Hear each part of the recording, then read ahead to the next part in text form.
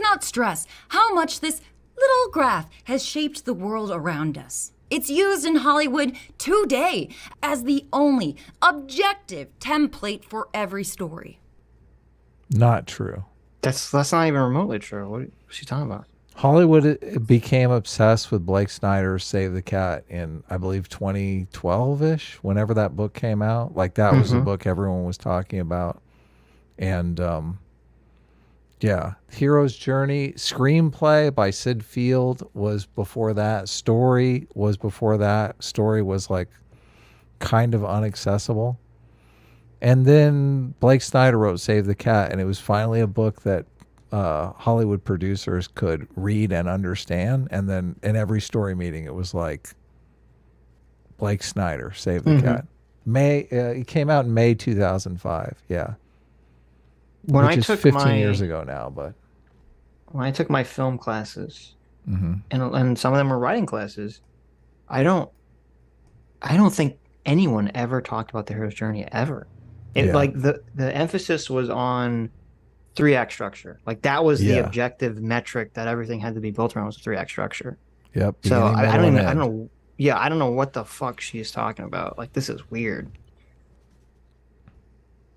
Phil, Pretty much every... Is it Dan Harmon has a structure for writing television shows too that a lot of people are into. Dan Harmon was the writer Community and Rick and Morty. Community and Rick and Morty. Right. Yeah. Yep. Every book on screenwriting recycles a version of his hero's journey Wait a second here. today as the only objective template for every story. Pretty much every book on screenwriting recycles. Blake Snyder's beat sheet right there. Look, she's got it. Right. Is that the hero's journey though?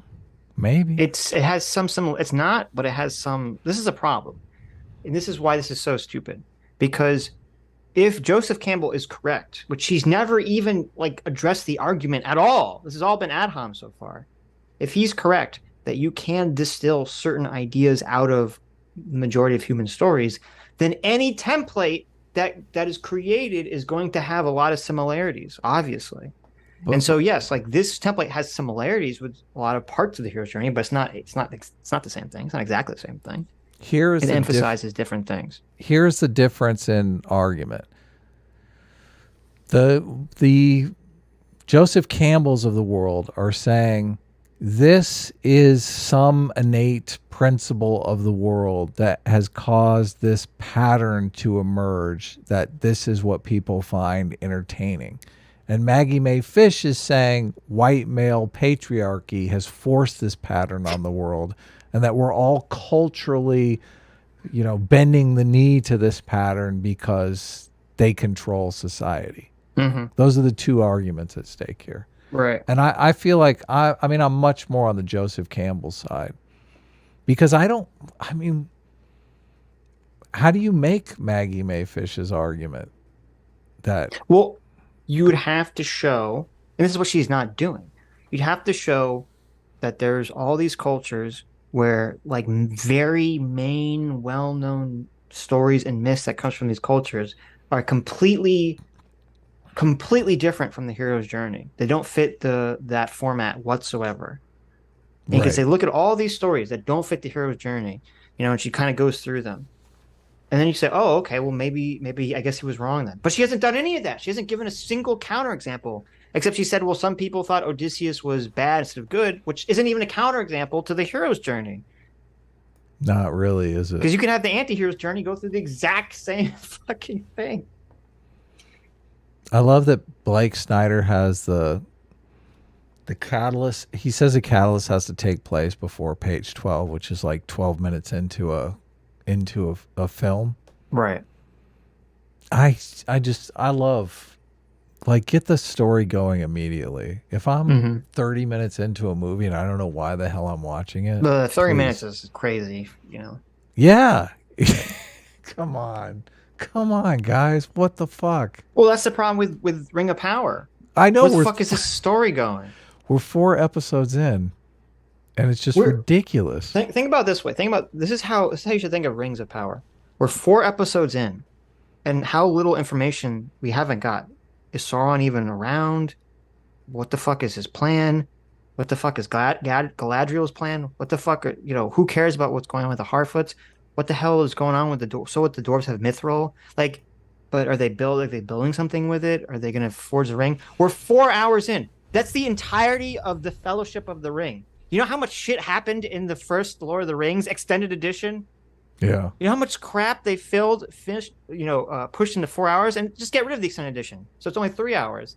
So much happens in the first Lord of the Rings. So much happens. And then compare that to the TV show where nothing is happening. They even pull out I guess you called it mithril, the blue glowy stuff. Yes. I don't know what the fuck I'm supposed to. Who cares? It glows. It looks nice in a ring. Like, what does this stuff? It's fuel for a time machine? What the fuck? I have no idea. What is it useful for? Does it explode? Does it age people quickly? Does it make people young? Is it the fountain of youth? I know nothing about this shit. No, yet I'm supposed to be going, oh my God, they have the blue stone. It's like, what the fuck? Well, see, but this is part of the problem, too. They're relying on you to remember Lord of the Rings, which is that, I don't know if you remember, Frodo has the mithril armor that protects him from getting killed by the troll. Yes, Moria. that's got to be in the fucking story. I know. It's the only thing, but this is what I don't understand. The only thing about mithril is it's a very lightweight, very strong metal. That's all. They don't even say that in there. I know.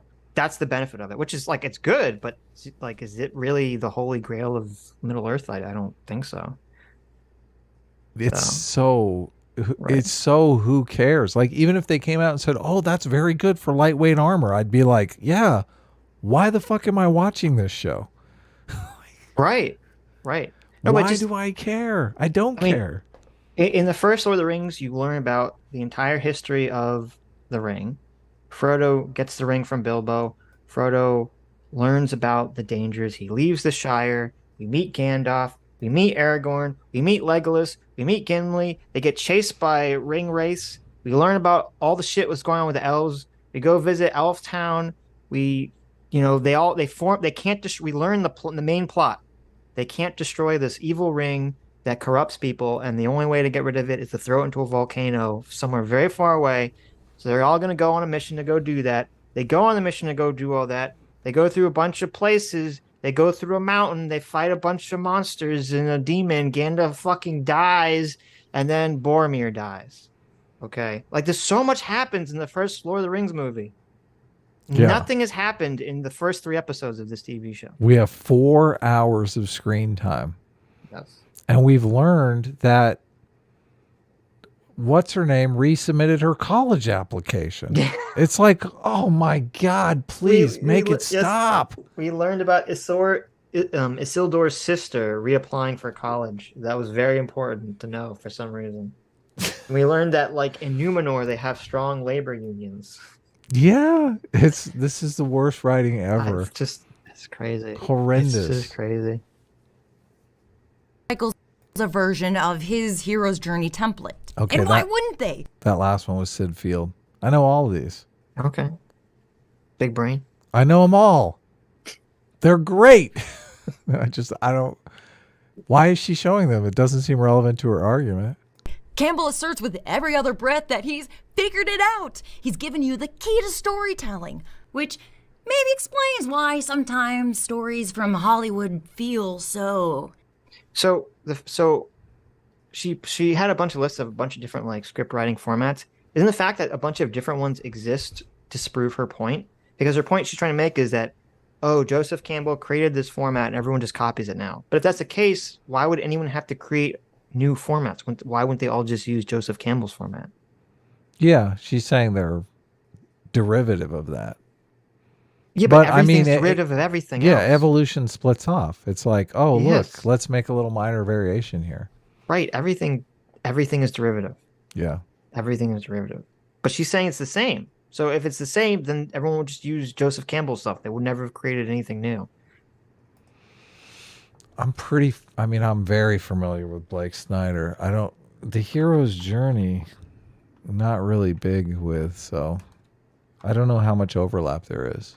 And also, it's dumb for her to say, "Oh, everything feels samey," and she has this picture of all the Marvel movies, which, Are all horrible. well, first of all, they're not all horrible. Okay, fuck you. Some of them are good. But secondly, if you have a specific studio with it's going for a specific tone and a specific formula, that would make sense why they'd all have a similar feel to them. Because it's the same studio in the same universe. They're trying to, like, they're intentionally trying to make everything conform to something, which I think is a bad idea. And part of why, phase whatever we're in is kind of dying. But that's intentional. You can't say that's true of every movie that's coming out in Hollywood right now.